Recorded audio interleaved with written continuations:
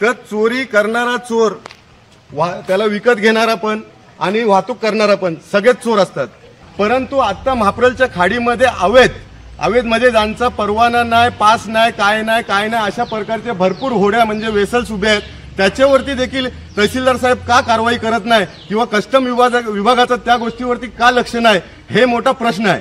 आता ह्या गाड्या ऍक्च्युअली ह्यांच्याकडून चौकशी करून ते नेमका वाळू काढणाऱ्या माफियापर्यंत जाऊन त्यांच्यावरती कारवाई जर का केली तरच हा वाळूची चोरी थांबेल, अन्यथा कुठल्या पद्धतीत ही थांबणार नाही. त्या महादेव नाल्याच्या वाळूच्या कन्सेप्ट खाली सावित्री उपसलेली आहे आणि सावित्रीचा करोडोचा महसूल सिंचन विभाग, तहसीलदार साहेब आणि 4 वाळू माफिया मिळून हे मोठा घोटाळा शासनासोबत केलेला आहे. तालुक्यातल्या जनतेने जर का आपले जस्टिस असं जर करत असतील, जर का अन्याय करत असतील आणि जनतेला जर का धोक्यात टाकत असतील तर असे जस्टिस खुर्चीवरती असावे की नाही हे जनतेने ठरवायचं आहे.